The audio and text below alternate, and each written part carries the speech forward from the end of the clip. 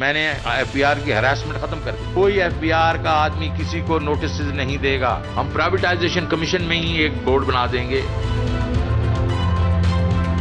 हुकूमत को ऑपोजिशन का राय लेना पड़ेगा, ऑपोजिशन का वर्जन सुनना पड़ेगा। मानते नहीं हो तो हमारे खिलाफ वोट करें। बहुत से ऐसे कवानीन हैं जिससे कि डायरेक्ट आवाम को रिलीफ पहुंचाना मकसूद है। तब हम दावत देते हैं, अब आने को तैयार नहीं है। जमहूरियत की रूह की नफी कर रहे हैं आप। 1500 अरब का गर्दिशी कर्जे में इस हुकूमत में इजाफा हो गया। वज़रा के बयान हो रहे हैं, वज़ीर-ए-आज़म के बयान हो रहे हैं।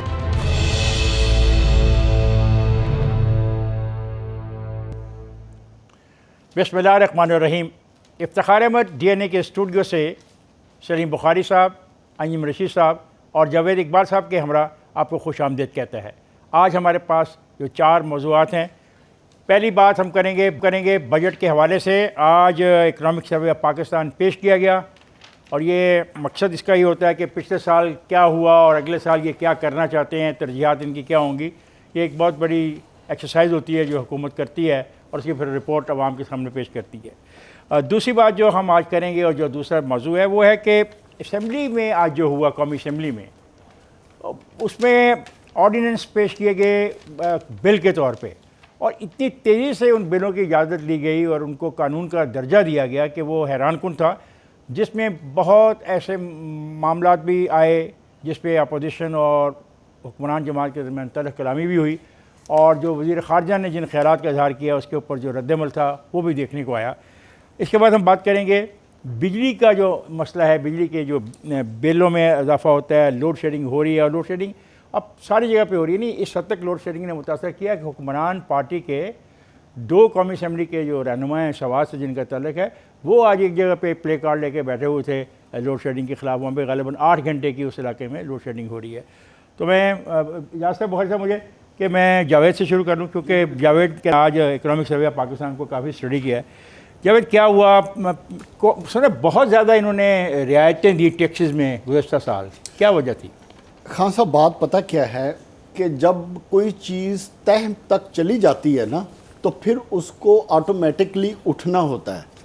तो ये जो 3.8 या 4% की बातें हो रही थी, ये उसी का नतीजा है कि 2.5 साल 3 साल में जो आपकी इकॉनमी नीचे जा चली गई थी, तो ऑटोमेटिकली उस तक गई है। तो जो ओवरऑल अगर मैं इस इकनॉमिक सर्वे ऑफ पाकिस्तान को देखूं और आने वाले बजट के बारे में कहूं, तो ये इमरान खान की हुकूमत का सीज़न 2 मुझे चलता हुआ नज़र आ रहा है। क्योंकि सीज़न 1 में इन्होंने कुछ नहीं किया स्वाय बुलंद व बांग दावों से।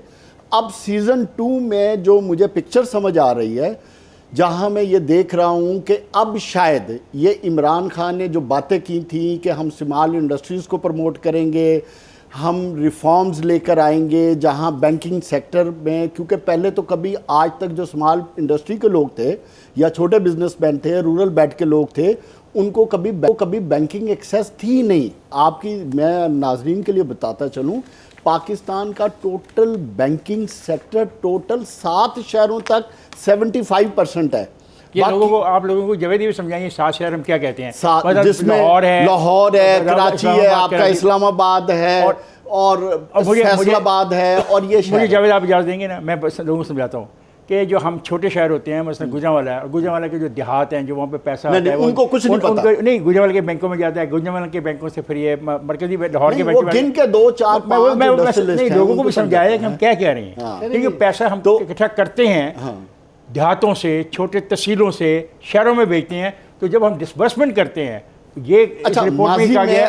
अभी इस सर्वे में जो इम्पोर्टेंट चीज़ है, जो फाइनेंस मिनिस्टर इस वक्त चाह रहे हैं, नहीं, जो ये बात है, फर्स्ट टाइम पहली दफ़ा हम जिन लोगों की आप बात कर रहे हैं उनके लिए बैंक में बैंकिंग रिफॉर्म्स लाके उनको बैंकों को उन लोगों तक पहुंचाने की बातचीत हो रही है। मैं ये कह जो कि देखने की चीज़ है। तो बातें इन्होंने बहुत की हैं, जिसमें उन्होंने कहा है कि हम एफबीआर में रिफॉर्म्स लेकर आएंगे। और एफबीआर में रिफॉर्म्स की क्या बात कर रहे हैं, वो ये कहते हैं कि सेल्फ असेसमेंट पे चले जाएंगे। लेकिन ये आपको याद होगा खान साहब कि माजी में भी ये बातें होती रही हैं, लेकिन कहने की बात है आया ये कर पाएंगे।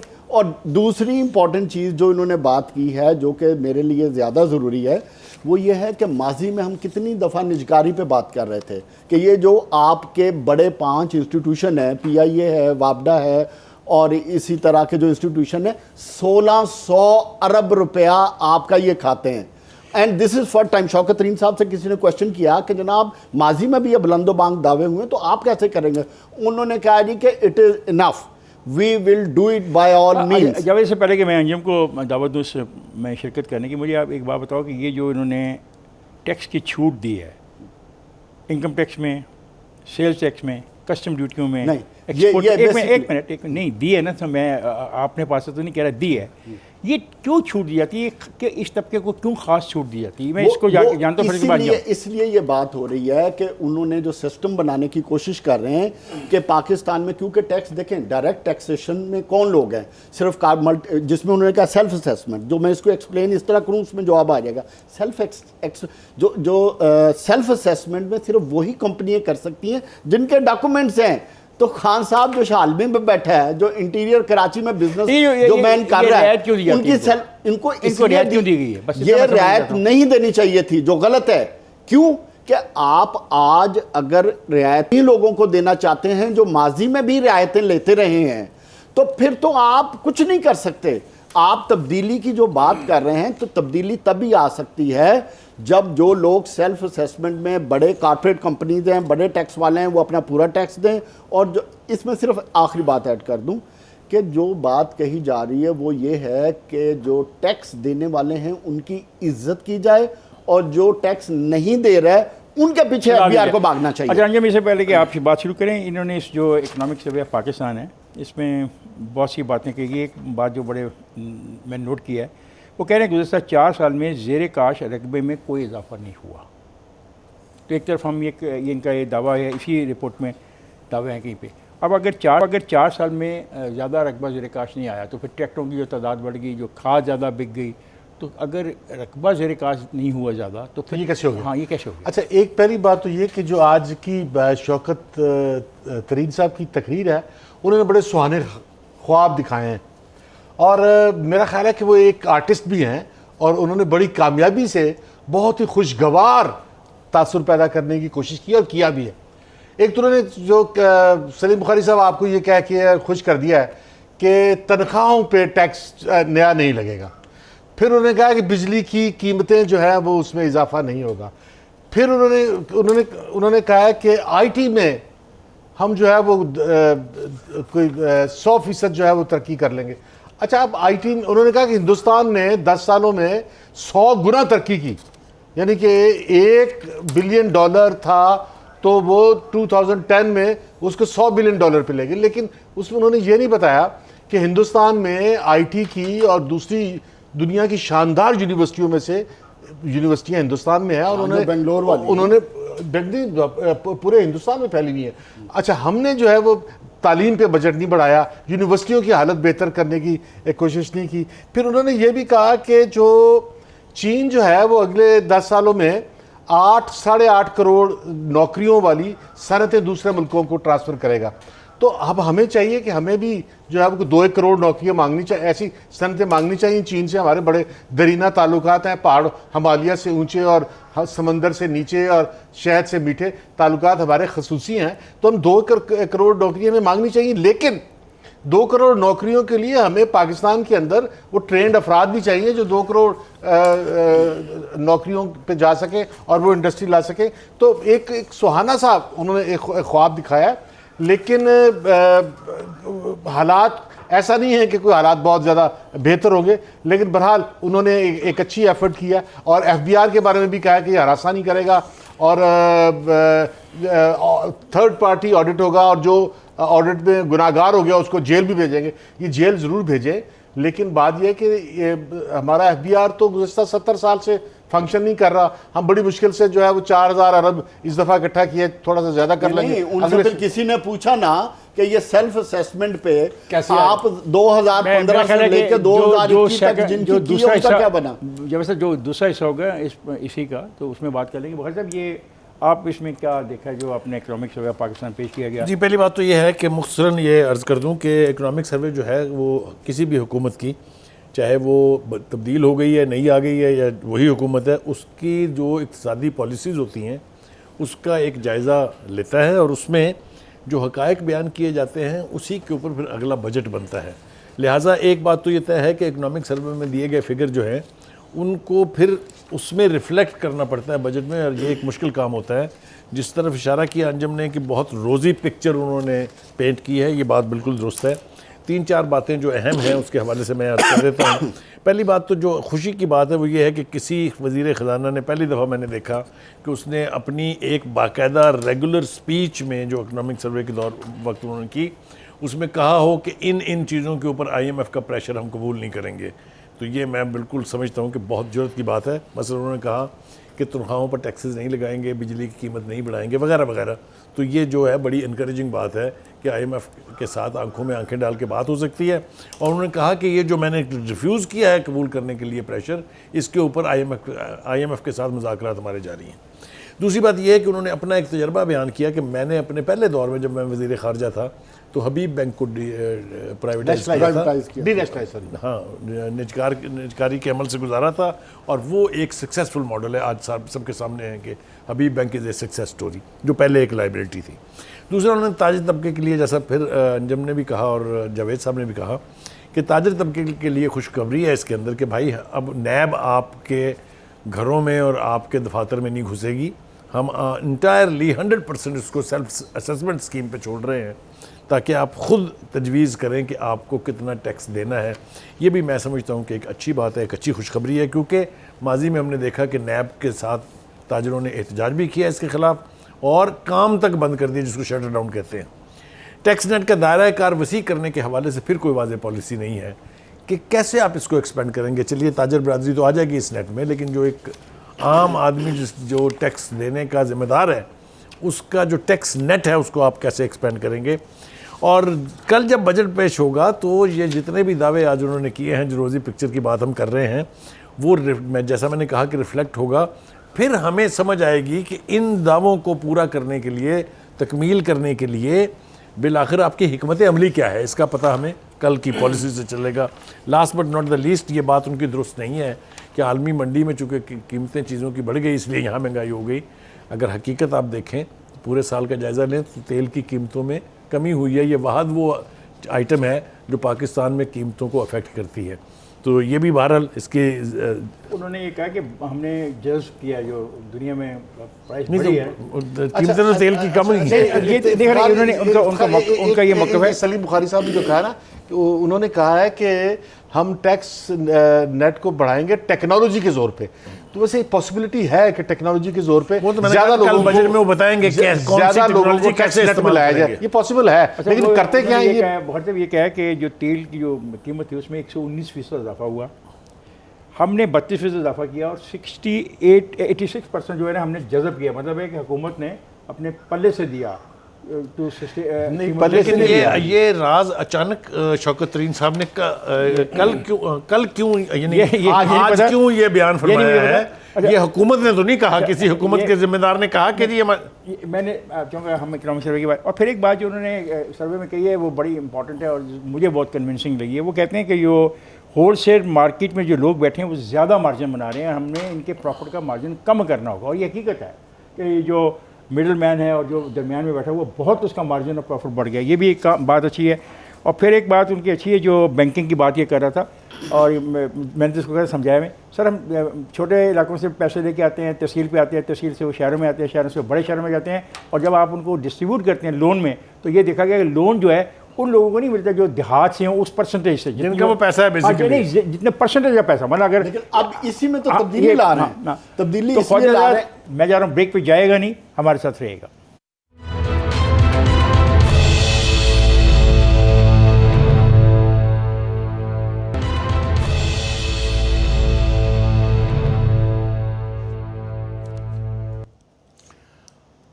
वेलकम है ख़ुद हम बात कर रहे थे इकनॉमिक सर्वे पाकिस्तान के हवाले से।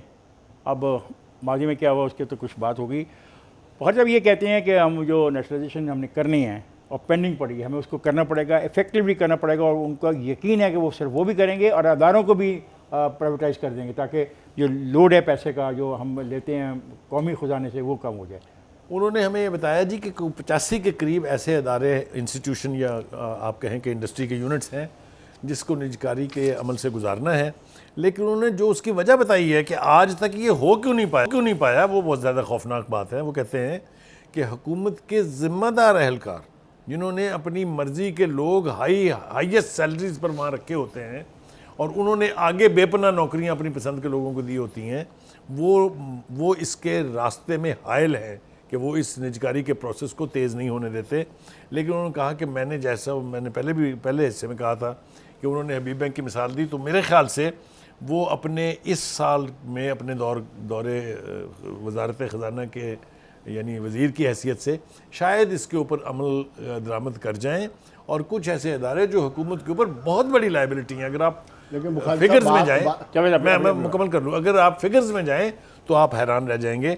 लेकिन जिस एक बात की तहसीन की जानी चाहिए और मेरे ख्याल से हुकूमत की पॉलिसी कह लीजिए आप इसको, इमरान खान साहब का पर्सनल इन्फ्लुएंस कह लीजिए इसको, या अल्लाह की तरफ से मेहरबानी कह लीजिए, वो है जो तरसीलात में बेपनाह इजाफा हुआ है, जो रिकॉर्ड नंबर तक पहुँच गई हैं और अभी 10 महीने तक का फिगर दिया उन्होंने, 2 महीने का और उन्होंने देना है।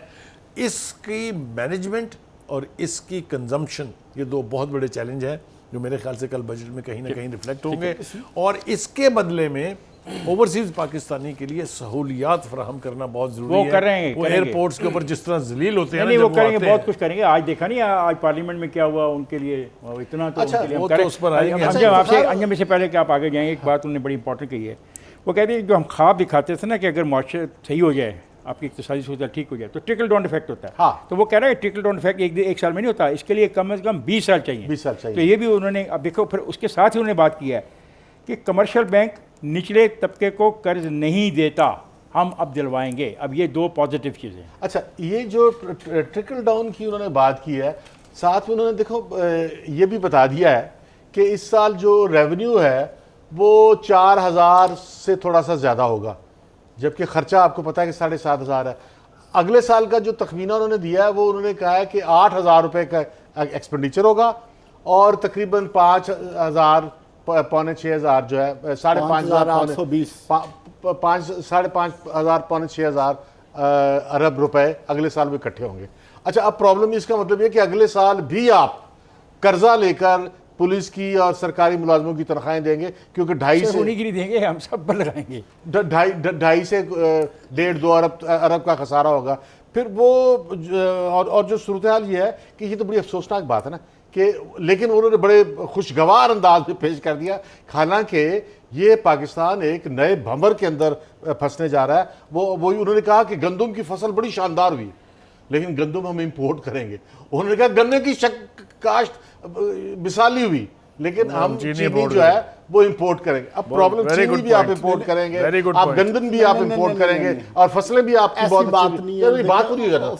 अच्छा, और फिर आप खाने का तेल तो आप इंपोर्ट करेंगे ही करेंगे, पेट्रोलियम तो आप करते ही करते हैं। एक मिनट जरा बात जो फूड के रिलेटेड है ना, जो सबसे इम्पॉर्टेंट चीज़ उन्होंने बात की है, उन्होंने ये कहा है कि सम टाइम पाकिस्तान में बम्पर क्रॉप्स होती हैं, हमने इसमें रेवोल्यूशन ये लेकर आनी है कि हमने उधर स्टोरेज बनानी है कि जब हमारे पास स्टोरेज कैपेसिटी आ जाएगी तो उसके बाद उन्होंने ये भी कहा है कि इस साल बड़ी शानदार क्रॉप हुई है, बम्पर क्रॉप हुई है, मिसाली क्रॉप हुई है गंदम की, लेकिन गंदम की स्टोरेज की कैपेसिटी नहीं हमारे पास। लेकिन दूसरी तरफ बात यह है कि पाकिस्तान में जो है वो 2.5 करोड़ बच्चे स्कूलों से बाहर हैं। स्कूलों के बच्चों का बाहर होना गंदम की पैदावार कोई तल्लक नहीं है, कोई तल्लक नहीं है।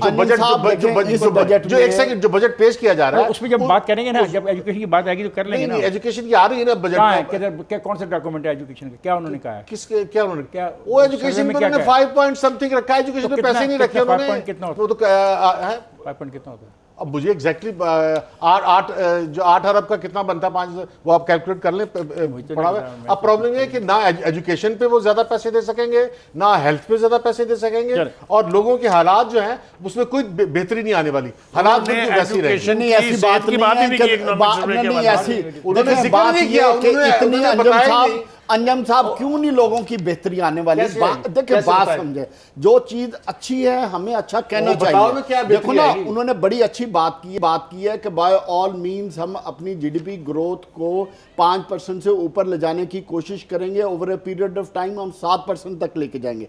कैसे लेके जाएंगे? क्यों कि आपके हर साल 5 मिलियन आबादी बढ़ रही है। आपको उस चीज को केटर जीडीपी ग्रोथ को मेंटेन करने के लिए आपको हर साल 2 मिलियन जॉब्स क्रिएट अंजम का सवाल तो बात अगले साल की होगी ना। अंजम कहता है कि क्यों अगले साल हालात वैसे ही खराब होंगे, नहीं 2.5 करोड़ होंगे बच्चे बाहर होंगे, नहीं, औरतें जो है वो बढ़ रही अगले होंगी। साल जावेद, इकोनॉमिक नहीं होगा। सिचुएशन बहुत बेहतर जावेद अंजम होगी, का- ऐसी कोई बात जावेद नहीं है। अंजम रेवेन्यू नहीं है यार, कहां से बेहतर होगी? specific सवाल। देखो, एक सुने, 8,000 अरब रुपए का खर्चा है और 5.8 हजार बिलियन आमदन, बात सुने, 2-2.5 हजार का खसारा है। तो हालात कैसे बेहतर होंगे? आपका हालात कैसे बेहतर होंगे? कर्जा लेके आप साल तनख्वाहें देंगे। कितना था और इस साल लोन में कितना भाई पिछले साल भी इतना ही था। बस कर देना, सर, बात जो सच्ची है आप वो बात ख़वातीन हज़रात, करें। बात ये है- इकोनॉमिक सिचुएशन ख़वातीन हज़रात, पिछले साल इकोनॉमिक सूरत यही थी। ख़वातीन आज हज़रात, आइंदा बात भी ये यही है, होगी। ख़वातीन साहब, बात ये है कि अंजम का मौक़िफ़ जो है, आइंदा भी यही होगी अंजम का सूरत एक मुख्तसर सा मौक़िफ़ होता है और उसने बड़ा पुट किया है। उसको कह रहे ये सारी जो पिक्चर मुझे बता रहे हो पैसों की और ये रोजी। इसमें एजुकेशन कहाँ है ही। है? एजुकेशन कहाँ है? मतलब उसका एक सवाल है। हेल्थ का है। ये सवाल जो है ये इम्पोर्टेंट इसलिए है कि हम लोग छोटे इलाकों से आते हैं, महलों से आते हैं, गलियों से आते हैं। हम सारे के सारे कोई DHA या बैरियर टाउनों के रहने वाले नहीं हैं। तो महलों में और गलियों में बीमारी होती है, हेल्थ का मसला होता है, बच्चे की तालीम नहीं मिलती, प्राइमरी स्कूल में टाट नहीं है। तो उसकी गालिबन अंजम बात कर रहा है। अगरचे फेडरल सब्जेक्ट नहीं है लेकिन वफाक अपने पैसे देता है इन मकासद के लिए। आपकी बात ठीक है, अगर आप इजाज़त दें 1 मिनट के लिए तो मैं वो बता दूं कर्ज़ों की क्या सूरत हाल है। इस हुकूमत ने एक इक़्तिसादी सर्वे के मुताबिक 9 माह में 1607 अरब रुपए कर्जा सर लिया वो है। आपने IPP बगैर कर्जों के Correct। तो मैं देखिए कह ये भाई रहा साहब, हूं आप बगैर कर्जों के कर्ज तो नहीं- मुल्क चला ही नहीं सकते। सुने। क्या पिछली हुकूमतों ने कर्जे नहीं लिए? ओ भाई, क्या भाई- ये हुकूमत पहली दफा कर्जे जावेद ले बाद रही है? मुकाबला है, हम हुकूमतों का मुकाबला नहीं कर रहे, हम एक नहीं तो जावेद सर, एक खौफ है। आपको भी पता है कि बगैर कर्जों से ये हुकूमत नहीं जावेद चलती, चल ही नहीं सकती पाकिस्तान की कोई भी हुकूमत। जावेद आपका पॉइंट ठीक है, अब हमारी भी सुनिए ना। हम कहते हैं कि आप एक ऐसा इक़्तिसादी निज़ाम क्यों नहीं डेवलप करते, क्यों नहीं पैदा करते? उसी डेवलपमेंट की तरफ बात हो रही है ना। नहीं, जिसमें हमें कर्जे ना लेने पड़े, वो ये सर, सवाल है आप उनका। उसी की मेरा FBR पॉइंट की ये बिल्कुल नहीं रिफॉर्म्स है। की जो बात मेरा हो रही पॉइंट ये है बैंक कि की जो रिफॉर्म्स लोगों की जो को बात पिछली हो रही है, हुकूमतों को वो कर्जा किस लिए लेने हो पर रही है? गालियां देते थे, कंटेनर पर खड़े होकर कंडेम करते थे उनकी नस्ल को, वो उनसे बदतर कर रहे हैं। मेरा पॉइंट ये है। मेरा पॉइंट ये है कि इतनी खुशगवार पिक्चर खींचने के बावजूद कुछ भी नहीं है। अगला साल अवाम के लिए इतना ही जी हाँ, बिल्कुल ऐसी बात इतना नहीं है। मुश्किल होगा अब जितना ये ये- कह दिया- साल जी आप- पाकिस्तान के अवाम को बहुत ज्यादा रिलीफ मिलेगा, इकोनॉमिक एक्टिविटीज जनरेट होगी और पाकिस्तान ख़वातीन एक बेहतर डायरेक्शन की तरफ ख़वातीन मूव हज़रात, करेगा। मुझे रिलीफ इसलिए मिल रहा है कि मैंने इस सेगमेंट को यहीं पे ख़त्म करना था। मैं 1.5-2 मिनट ऊपर चला गया हूँ। हम जा रहे हैं ब्रेक पे, जाएगा नहीं, हमारे साथ रहेगा।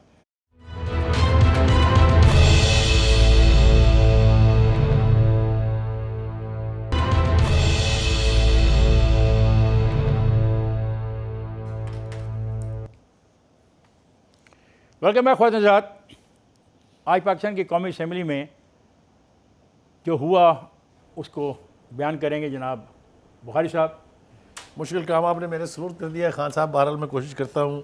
2 अदवार का मैं हवाला देना चाहता हूँ। एक ज़ियाउल हक की जो मजलिस शूरा थी वो, और दूसरा मुशर्रफ साहब की जो किंग्स पार्टी का दौर है, उसमें भी असम्बली के फ्लोर पर इस किस्म की कानून साजी और जिस तरीके से वो हुई है, हमने उसके मज़ाहिर इन 2 रजीम्स में भी नहीं देखे जिनको बहुत नेगेटिव कहा जाता है इस हवाले से, जहाँ तक कानून साजी का ताल्लुक़ है। जो आज हमने मंजरनामा देखा है, जो स्पीकर साहब थे पहले तो कुछ कसर उन्होंने निकाल दी थी, और जो बाकी की कसर निकाली है आके डिप्टी स्पीकर साहब ने, उन्होंने तो कमाल ही कर दी है। वो कादर पटेल ने बिल्कुल ठीक किया। जो आज की प्रोसीडिंग थी उसके ऊपर अगर पीपल्स पार्टी इस तरह से रिएक्ट ना करती, चूँकि वो हाउस में मौजूद थी, तो मुझे बहुत एतराज़ होता। मैं पीपल्स पार्टी की लीडरशिप को सलाम पेश करता अपोजिशन का हूँ। उसका अपोजिशन का बहरहाल वो तो जाहिर है, लेकिन इनिशिएटिव तो उनका ना।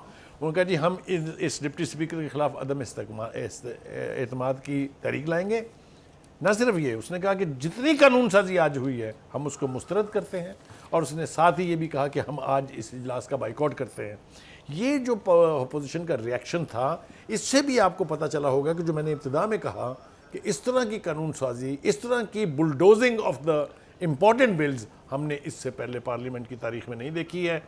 अगर इसका क्रेडिट लेना चाहते हैं इमरान खान साहब, तो मैं आपको वसूख से ये कह रहा हूँ कि क्रेडिट तो शायद उन्हें नहीं मिलेगा, लेकिन इसका हिसाब ज़रूर देना पड़ेगा, इसलिए कि तारीख जो है ये बहुत ही रुथलेस चीज़ का नाम है, ये किसी के साथ कोई रियायत नहीं। जब ये अच्छा, आज आपने देखा है हाँ मैंने देखा। अच्छा, लेकिन एक और बात भी है कि देखिए, इन्होंने जो है वो वोटिंग मशीन के बारे में और तारकीन वतन के वोटिंग के हक के बारे में फैसला किया है। अच्छा, ये दोनों ऐसे फैसले हैं जिससे पाकिस्तान की हुकूमत बनती है इंतखाबात के ज़रिए, और हुकूमत का बनना और हुकूमत का जो है वो ना बनना जो है ये आइन की बुनियाद है। अगर इसमें कोई गड़बड़ रह गई तो पाकिस्तान का आइन जो है वो बेअसर हो जाएगा, बेमानी हो जाएगा, और एक बहुत बड़ा हादसा हो जाएगा पाकिस्तान में। अब वोटिंग मशीन के बारे में उन्होंने फैसला कर दिया है, जबकि वोटिंग मशीन मैं कोई इल्ज़ाम नहीं दे रहा गवर्नमेंट पे, लेकिन इस बात का इम्कान मौजूद है कि वोटिंग मशीन के अंदर अगर कोई मिस्टेक है या कोई खामी है तो वो पाकिस्तान के इंतखाबात को मशकूक बना देगी। अब पाकिस्तान के इंतखाबात अगर मशकूक बन जाते हैं तो पाकिस्तान की हुकूमत भी मशकूक, पाकिस्तान का आइन भी मशकूक, पाकिस्तान के सारे इदारे भी मशकूक हो जाएंगे। इसलिए इनको आज जल्दी नहीं करनी चाहिए थी, इनको तफसील में जाके इसकी बात करनी चाहिए थी। अच्छा, दूसरा बात तारकीन वतन का भी। तारकीन वतन के तकरीबन करोड़ वोट है। कितने? 1 करोड़ से ज्यादा वोट है। तो 70 लाख कह लें, 1 करोड़ है। मैं आपको हिसाब कर कि 65,000 यूरोप में है, 65 लाख यूरोप में है, कुछ 10 लाख अमेरिका में है, कुछ ऑस्ट्रेलिया में है, कुछ न्यूजीलैंड में है, अब सऊदी अरब में 50 लाख के सऊदी अरब, यूएई। तो इतने सारे वोट, अगर इन वोटों को सही जगह से वोटिंग का हक ना मिला, या इसमें कोई जिन्होंने आज इस पे बिल मंजूर कर लिया, ये बिल जो है तफसील में जाना चाहिए था। अगर इसमें कोई मिस्टेक हो गई तो पाकिस्तान की आइंदा हुकूमतें जो है वो बेमानी हो जाएंगी, वो गैर आईनी हो जाएंगी, वो गैर मुंतखब हो जाएंगी, जमहूरियत पूरी करना चाहता हूँ। और ये आइन का मसला नहीं था आज, ये इंतखाबी कवानीन में तरमीम का मामला था। इसे बराह रास्त आइन का कोई मसला नहीं। आइन मुतासिर होगा, मैं ये कह रहा हूँ, आइन का जेपटाइज हो जाएगा अगर इलेक्टेड गवर्नमेंट आइनी ना बनी तो। ये तजवीज़ आनी चाहिए थी इलेक्शन कमीशन। हाँ, ये आइन का मामला नहीं था। जो पॉइंट ऑफ व्यू, और इस पर हुआ क्या, जो अफसोस की बात मैंने महसूस की, जब ये बात हो रही थी तो वो हमारे वज़ीर ख़ारजा साहब खड़े हो गए और उन्होंने तो कमाल ही कर दी। उन्होंने कहा, जब उसका कुलभूषण का मसला था, कुलभूषण के मसले पे उसने कहा कि अपोजिशन कातिल है, और नहीं, गद्दार का नहीं लफ्ज़, कातिल मैंने लिखा लफ्ज़। और जब ये बात हो रही थी अपना, तो उन्होंने कहा कि अपोजिशन हिंदुस्तान की बोली बोल रही है। यानी अगर पाकिस्तान के अंदर, फिर एक साहब ने बड़ा अच्छा जवाब दिया कि चलें जी, आधा पाकिस्तान आप हैं, मैं वोटों को रेफरेंस करते हो, आधा पाकिस्तान आप हैं तो फिर आधा पाकिस्तान हम हैं, तो आप आधे पाकिस्तान को हिंदुस्तान की बोली बोलते हुए कह रहे हैं। नहीं, बहुत गैर जिम्मेदाराना रवैया किसका था? आम एमएनए करता मुझे इतना महसूस ना होता, लेकिन मेरे मुल्क का वज़ीर ख़ारजा इतनी गैर जिम्मेदाराना गुफ्तगू कर सकता है, मुझे यकीन नहीं था। आप क्या इनपुट देंगे इस पे? खान साहब, बात पता क्या है, मेरा एक जुमला बोलना था ई वोटिंग के मशीन के हवाले से, कि उसका जो एक इंजीनियर जो उस मशीन को बनाने में पार्टनर था, उसने जो इंटरव्यू दिया, उसने 7 रास्ते बताए कि 7 रास्तों से जो वोट्स हैं वो मनूवर हो सकते हैं। बहरहाल मेरा इससे कोई कंसर्न नहीं है। मेरा आपका कोई कंसर्न नहीं है? पार्लियामेंट में क्या हुआ आपका कंसर्न नहीं है? पाकिस्तान की असेंबली में क्या हुआ आपका कंसर्न नहीं है? मैं जो बात करना चाहता हूँ, मेरे लिए तकलीफ दे ये चीज़ है कि मेरे पार्लियामेंट में बैठे लोग जो 2-2, 4-4, 2.5 लाख वोट लेकर आए बैठे हैं, ये मेरे 22 करोड़ अवाम की तकदीर का फैसला करने वालों के हालात के हैं कि इनमें टॉलरेंस नाम की चीज़ नहीं है, एक दूसरे को बर्दाश्त नहीं कर सकते। 2 मिनट में किसी को इंडिया का बना देते हैं, किसी को गद्दार कर देते हैं। इन्होंने हमारे फैसले करने। मेरे लिए लम्हा फिक्रिया ये है कि हमारी सियासत जिस इनटॉलरेंस की तरफ जा रही है, वो किस तरफ हम लेके जा रहे हैं। हम इस मुल्क की तकदीर का फैसला करेंगे, ये लोग जो पार्लियामेंट में बैठे, या वो लोग जो रात आपने फिरदौस हाशी का अवान और मंदोखेर वाला मामला देखा, मुझे बताएं खान साहब, आई एग्री विद यू। इंतहाई अफसोस की बात है। आहिस्ता बोलो ताकि मैं आपसे इत्तेफाक तो कर सकूं। प्यार खान मैं प्यार से आपसे इत्तेफाक रात करूं। वाला जो भी हवाला आप दे रहे हैं, दुरुस्त हवाला दे रहे हैं। आज भी अफसोसनाक है। मुझे नहीं समझ आती कि ये बात प्यार से क्यों नहीं कर सकते। फरदौस मेंबर नहीं है पार्लियामेंट की। नहीं, मैं शाह महमूद कुरैशी साहब की बात कर रहा हूं कि आप उनकी तकदीर, उनका जोश, उनका जज्बा, ऐसे जैसे उन्होंने जाके तलवारें निकाल के कत्ल कर देने। कहने का मकसद ये है कि अगर वो लॉजिकल बात कर रहे हैं इलेक्ट्रॉनिक मशीन पे कि बैठ के बात करें, तो वो प्यार से भी की जा सकती थी। अगर कुलभूषण यादव पे उन्होंने रिस्पॉन्स करना है तो वो प्यार से भी की जा सकती थी। जवेद हमारे पे वक्त, बिलावल ने भी बात की है ना, बहुत डिबेट हो सकती थी। बिलावल ने यही तो कहा। बिलावल ने कहा जो आप कानून बनाना चाहते हो पार्लियामेंट में लेकर आए, पार्लियामेंट में बैठ के बात करें। पार्लियामेंट में आया हुआ है। अगर आप एक अच्छा कानून बनाना चाहते हैं, लफ्ज़ अच्छा, जैसे अच्छा कानून बनाना चाहते हैं, तो हम तो सब फिर इतनी जल्दी क्या है कि आज ही पेश करके आज ही मंजूर कराना। ये इस सवाल का जवाब नहीं कोई दे सका। हाँ, अलबत्ता इस सवाल का जवाब एक आदमी ने दिया। वो हैं अपना हमारे मेंबर हैं कौमी असम्बली के। उन्होंने कहा, राना तनवीर हुसैन, ये शेखुपुरा से इलेक्ट होते हैं, उन्होंने कहा कि जितनी जल्दी बिल मंजूर किया है, जैसे लगता है कि बजट के बाद इलेक्शन में जाना है। ख्वाजा आज़ाद, हमने एक प्रोग्राम यहाँ पे किया था, ग़ालिबन हम वाहिद अदारा ऐसा है जिन्होंने इतनी जल्दी एक चीज़ को सोचा तो है कि क्या इलेक्शन आने वाले हैं। इलेक्शन भला 2023 में है, लेकिन इस पर सोचना तो चाहिए, और जो आपके घर चीज़ें हो रही हैं उनसे कुछ सीखना तो चाहिए। एक बात है, इससे पहले कि ये बात कहे, मेरे पास वक्त नहीं है, मैं बुलडोज करने लगा हूँ। मैं वैसे बुलडोज करने को, जैसे आज स्पीकर डिप्टी स्पीकर ने किया। मैं जा रहा हूँ ब्रेक पे, जाएगा नहीं।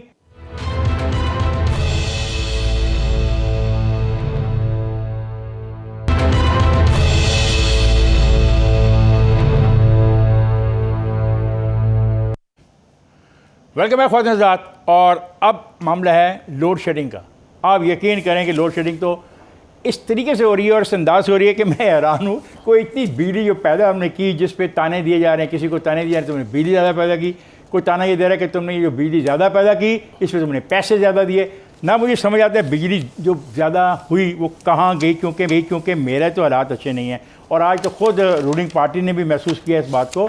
और जैसा कि मैंने कहा कि उनके दो बड़े अहम मुराद साहब हैं, वो जो पैसे निकाल रहे थे पेट से, जो तस्वीर वायरल हुई भी है, जो तस्वीर भी वायरल हो गई है, बैठे हुए हैं प्ले कार्ड लेके। 3 आदमी हैं, 2 तो ये, एक उनके साथ दोस्त भी बैठा है सवात में।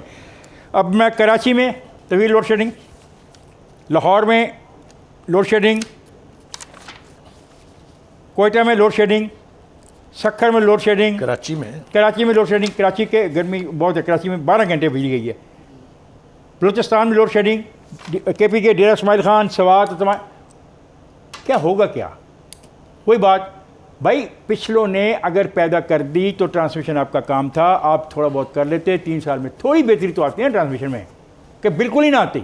क्यों बुखारी साहब, ये बिजली तो उन्होंने पैदा कर दी, तो ट्रांसमिशन में अगर छोड़ गए, मैं कहता हूँ उनकी नलायकी है, नाअहली है, उनको उन पर मुकदमात बनाने चाहिए अगर कोई कानून ऐसा बना लें। लेकिन इनके जिम्मेदारी भी है कि कुछ नहीं है। खान साहब, हम प्रोग्रामों में कहें या अपोजिशन अपनी तकरीरों में कहे कि जी ये बड़ी तबाहकुन सूरत हाल है, वो तो हमें समझ आती है।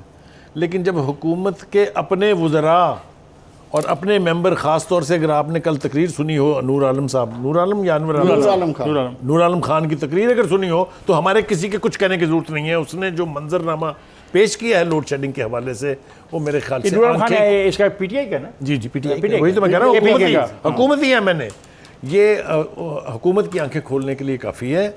मेरे ख्याल से थोड़ा सा बदइंतज़ामी है, कहीं थोड़ी सी नाअहली है, कहीं बिजली के फालतू पैदा करने के ऊपर जितनी बैशिंग पिछली हुकूमत की हुई, और ख़ुद जो आजकल एनर्जी के मिनिस्टर उन्होंने की कि जी देखें हमारी तो ज़रूरत ही नहीं थी इतनी बिजली पैदा कर गए, तो भाई फिर वो गई कहाँ?